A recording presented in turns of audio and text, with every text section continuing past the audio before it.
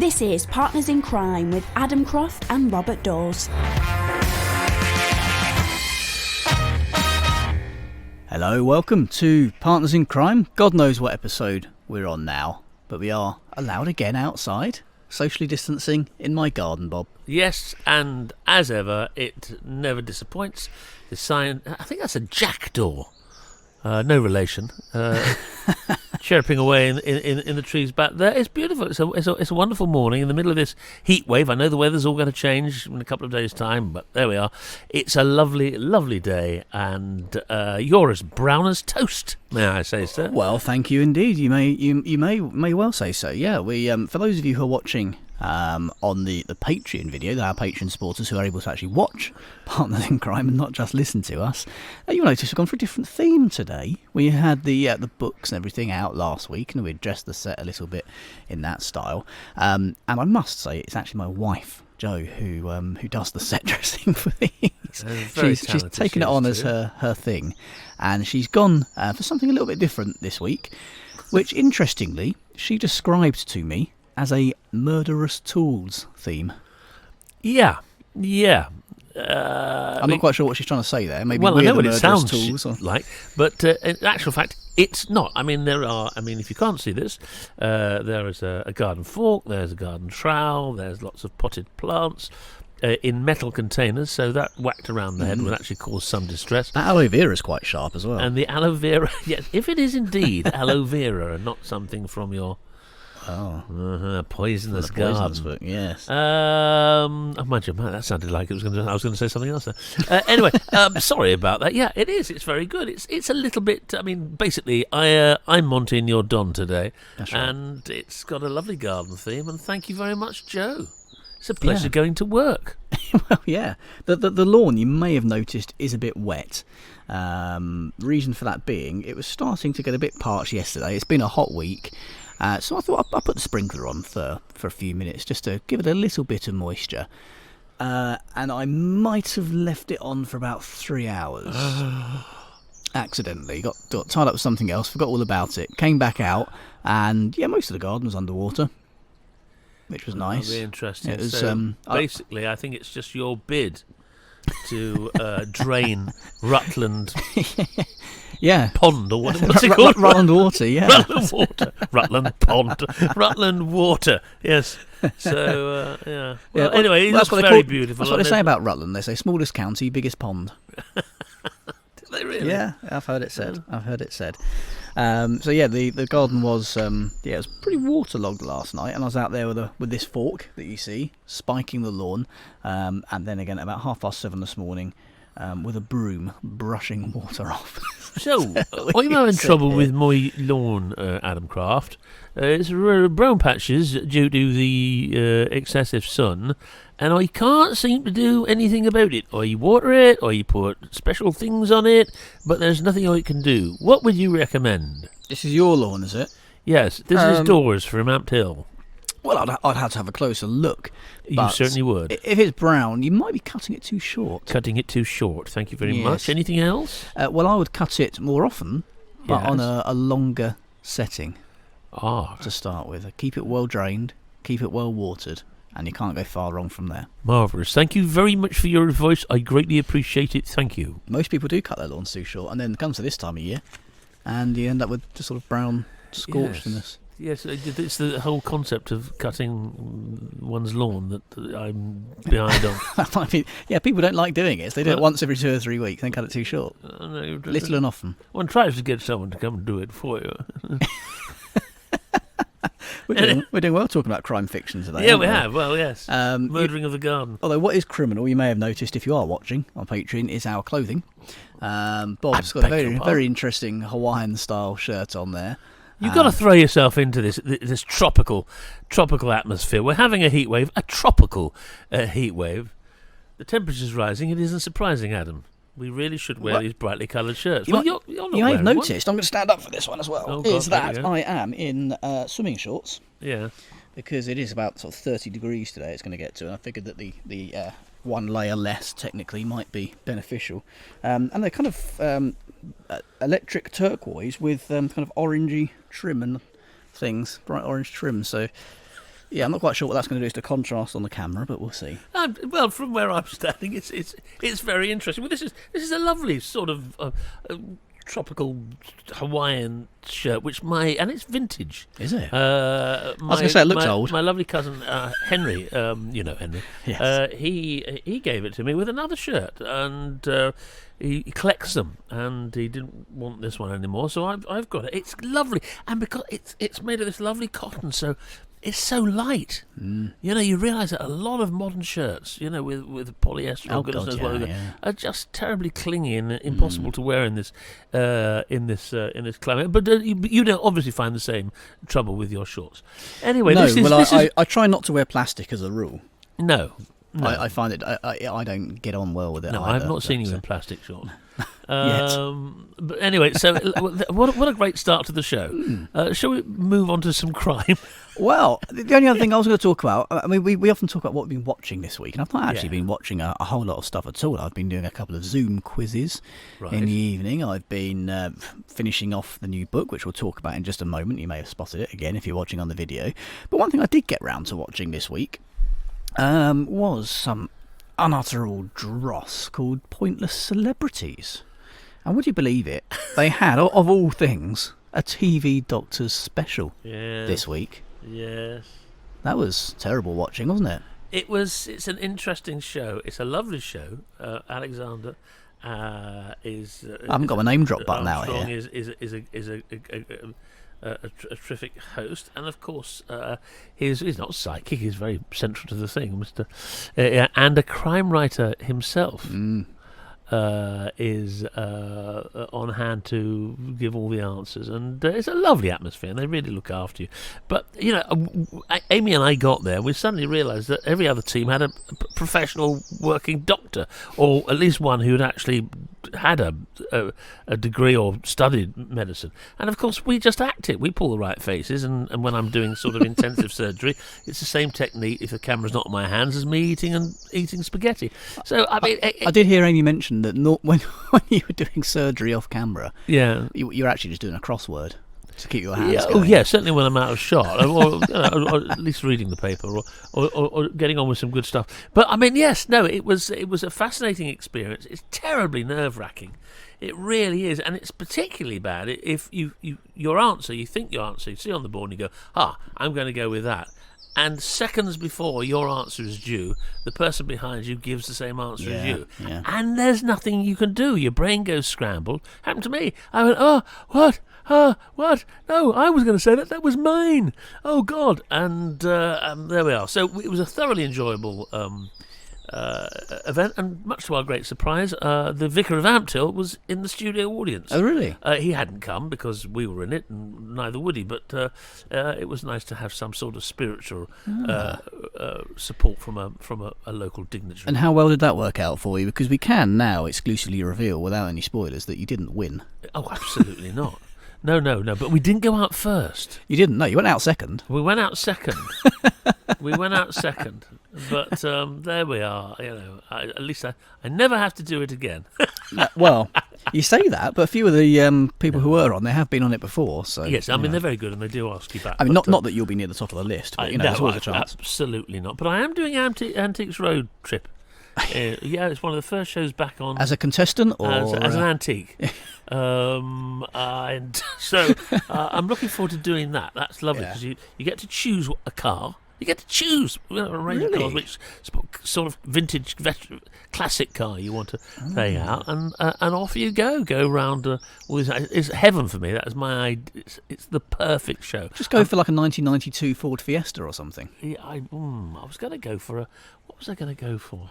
I'd like to go for a Jaguar. You've got to go for the Austin Wolseley, surely, for the opening of your first book. Oh, yes. And then you can get in the mention, you see, of why you picked it. That's true. That is true. There we are. But I'm very happy to do that because that's a jolly friendly competition. But I get too nervous. It's the thing with actors. Everyone thinks, we can. You get nervous being on TV. When it's just me. I was going to say, it's literally your job. I don't mind. I mean, I really don't mind. If I'm playing a character, then I'm playing a character. That's not me. And it's someone else's lines. It's another drama. It's a situation that I can immerse myself in, and that's absolutely fine. And good, bad, or indifferent, which, and I'm sure I've been all of those in my time, it doesn't really matter. But when you're standing up there and it's and Robert Daws, and you stand up, I feel very vulnerable. Oh. You know, and I think that's a sort of difference between an awful lot of actors and people who are broadcasters or celebrities or whatever, whose job it is, celebrities in particular, to be is themselves. to be Yeah. themselves and to Yeah. promote themselves. I find it very difficult standing there as myself. I need to hide behind something else. Or bring your wife with you, as you did on Yes, Pointless. That always bring helps. someone intelligent with me. Well, we get on to some crime-related news now, shall we, on this Yes. crime fiction podcast. And a very sad news, which was announced last week, I think, of Carlos Ruiz Zafón, the author of Shadow of the Wind, who died at 55. The I love that book. Yeah, I love that book. celebrated and world-renowned novelist who had been ill for several years with cancer. The Barcelona-based mystery, The Shadow of the Wind, or La Sombra del Viento. Oh, use the accent. There we are. Isn't it funny? Your accent improves with the darkness of your skin, I notice. In the midwinter, I wouldn't like to listen to your Spanish accent in winter when Yeah. you're pale, but for some reason, My Swedish has got weaker this the week. more olive-skinned and dark you become, the more Yeah.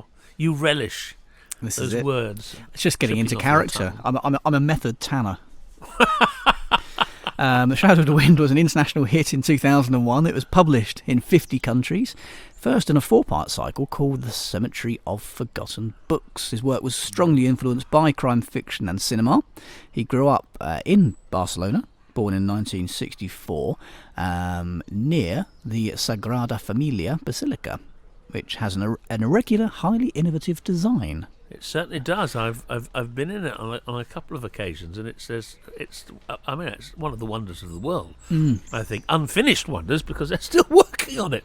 Well, it became part of his books, and he Yeah, it populated certainly it with did. mythical creatures such as dragons, it says here. And also, I mean, I love books which have bookshops in them. Yeah. And the description of the bookshop in that novel is absolutely wonderful. I mean, you could just so clearly visualise it and want to be there. But it's a beautiful book, and it stayed with me it's still with me, obviously, because I'm enthusing about it.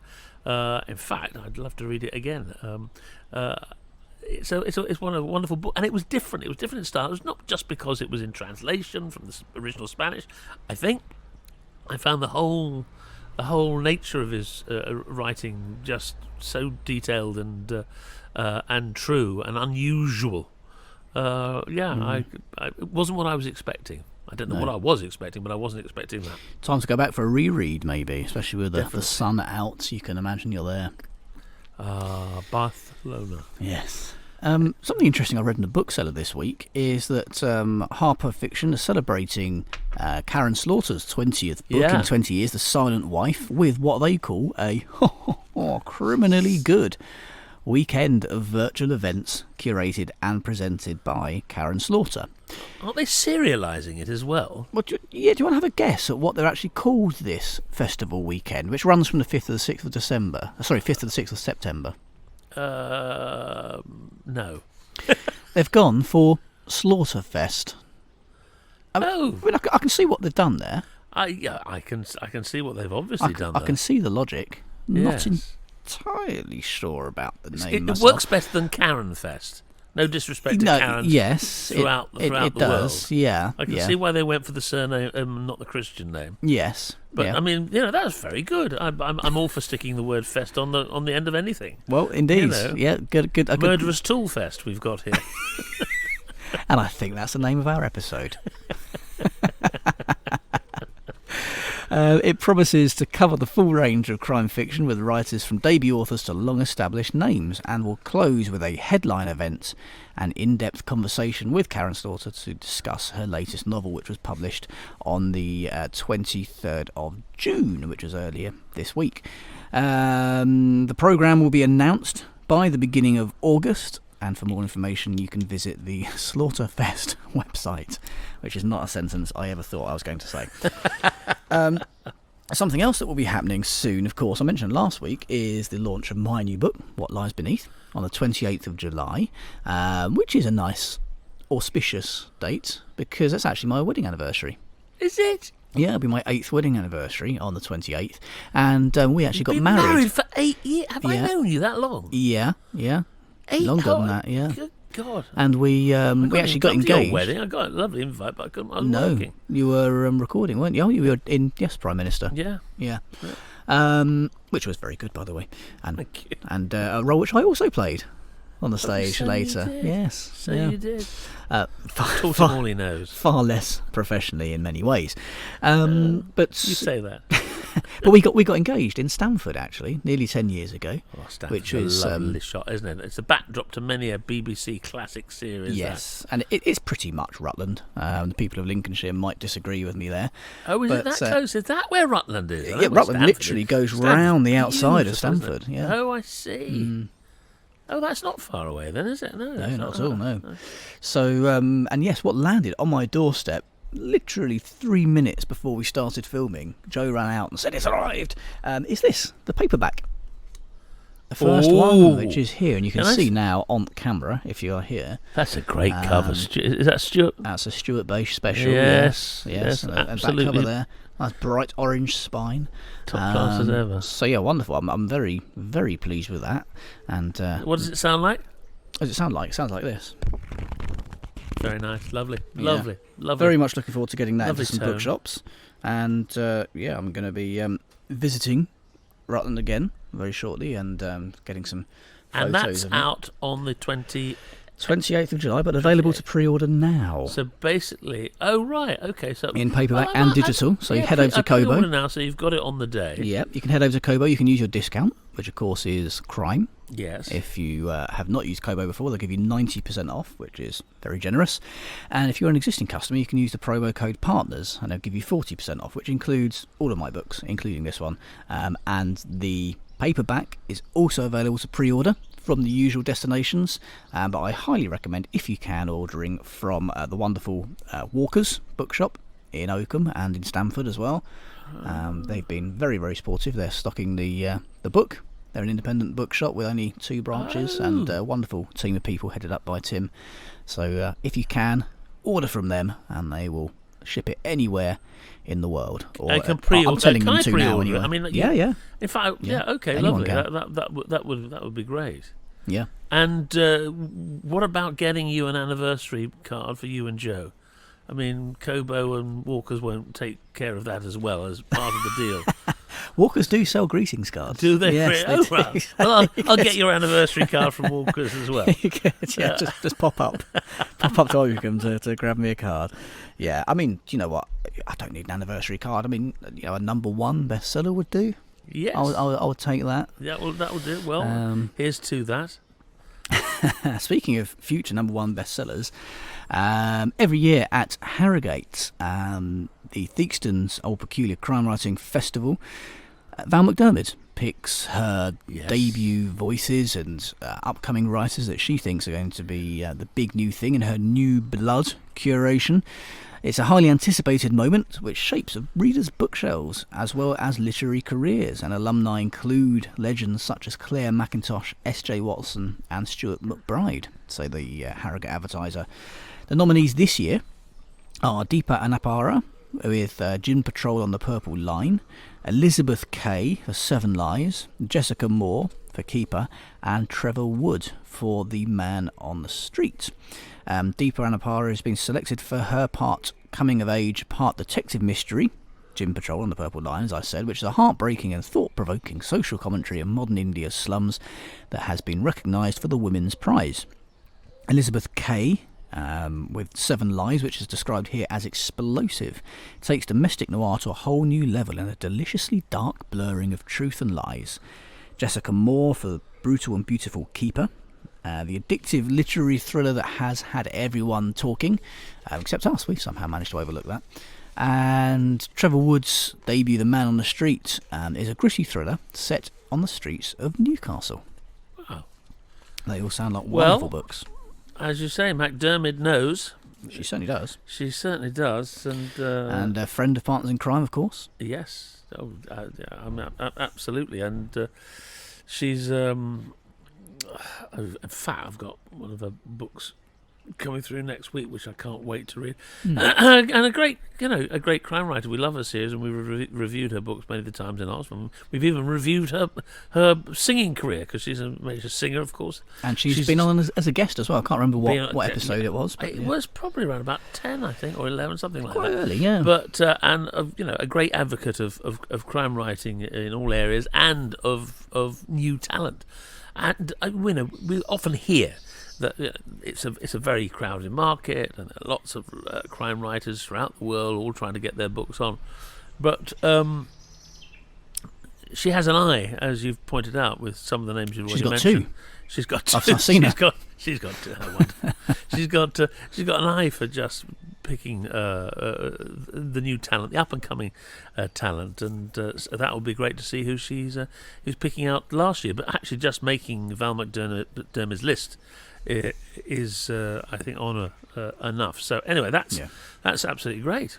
So go on. Did you have something else you wanted to? No, well, I'm going to talk about audiobooks. Yes.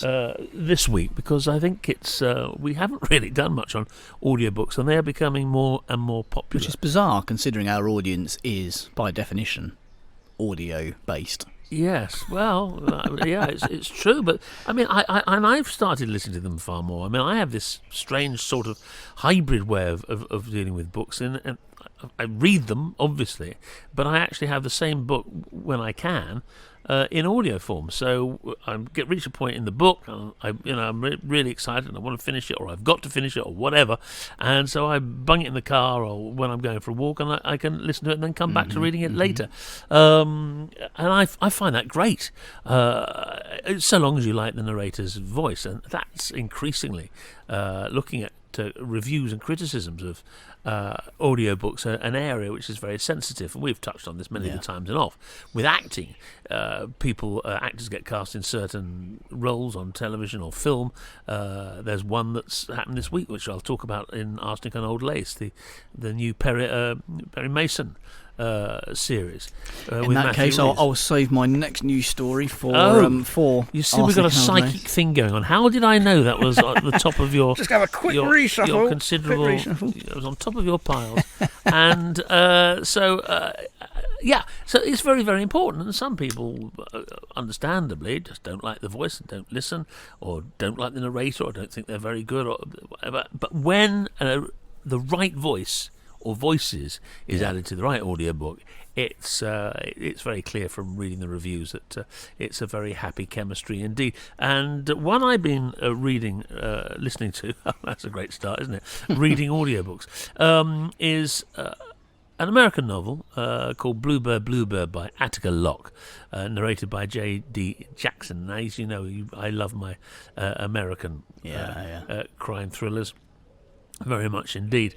And I've been listening to Bluebird, and it's, again, a terrific story, and really very well narrated and produced in general. The synopsis is, when it comes to law and order, East Texas plays by its own rules, a fact that Darren Matthews, a black Texas Ranger, knows all too well. When his allegiance to his roots puts his job in jeopardy, he travels up Highway 59 to the small town of Lark, where two murders, a black lawyer from Chicago and a local white woman, have stirred up a hornet's nest of resentment. Darren must solve the crimes before Lark's long simmering racial fault lines are wrapped. And it's a great listen. It really is very atmospheric, and J.D. Jackson reads it very, very well. It really does take you to the place and tells the story fantastically well. So that's my first one. I'll go on to a couple of others in a second. But Bluebird by Attica Locke, narrated by J.D. Jackson. Well, do feel free to mention your others, because you've knackered up my exclusive reveal on Perry Mason now. So you may as well carry on. Well, I've got it's a bit of a tribute anyway to one of our UK's greatest actors, Ian Holm. Died this week. I had the great pleasure of working with him, and he was just an extraordinary man, and a brilliant, for my generation of actors, really very, very special, looked up to and admired. So it's very, very, very sad that he's gone. And one of the things I worked with him on was a thing called Game, Set and Match, which was the Len Deighton trilogy, which was produced by Granada. It's one of the last great Granada shows. I can remember being on set talking to the producer and saying, this is extraordinary, because the scope of Game, Set and Match, anyone who's read the Deighton trilogy will know, is extraordinary, and they were still making shows of that scale at Granada, Far Pavilions and various other things. And the producer said, well, this is probably one of the last we'll be able to do as an independent company, and sure enough it was. Anyway, it was a great trilogy, and at the centre of it was Ian Holm giving, I think, one of his finest television performances, quite superb. So that brings me to an audiobook which I have been recommended and I am getting, which is Len Deighton's Winter, or Winter as it's called, A Berlin Family, 1899 to 1945, and it is narrated by James Lely. And this is what it's about. The epic prelude to the classic spy trilogy Game, Set and Match that follows the fortunes of a German dynasty during 2 world wars. Winter takes us into a large and complex family drama, into the lives of 2 German brothers, both born close upon the turn of the century, both so caught up in the currents of history that their story is one with the story of their country, from the Kaiser's heyday through Hitler's rise and fall. A novel that rings powerfully true, a rich and remarkable portrait of Germany in the first half of the 20th century. In his portrait of a Berlin family during the turbulent years of the first half of the century, Len Deighton has created a compelling study of the rise of Nazi Germany, with its meticulous research, rich detail, and brilliantly drawn cast of characters. Winter is a superbly realised achievement, and it's also an excellent listen. James Lely does an excellent job. And if you haven't read Game, Set and Match, please do. I think it's an extraordinary trilogy. But this, as I say, is the prelude. So you might want to read Winter, or listen, more to the point, to Winter first. It's I haven't read it. I'm listening to it, and I think it's an absolute must. Because you then go on to Game, Set and Match, which are also audiobooks, and that can be your summer listening, as opposed to your summer written. So there we are. That's Len Deighton, Winter, and narrated by James Lely. Lovely jubbly. Well, we are nearly there. It's nearly time for us to put our murderous tools away.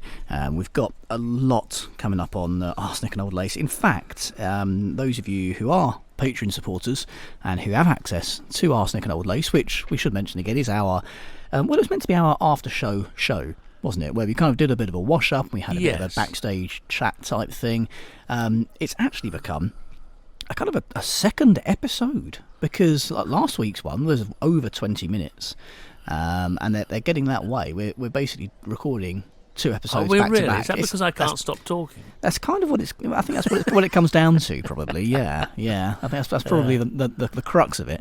But if you want access to that, if you want a second episode, essentially, of Partners in Crime each week, then you that comes out midweek, doesn't it? Doesn't that go out straight away, pretty much? Yeah.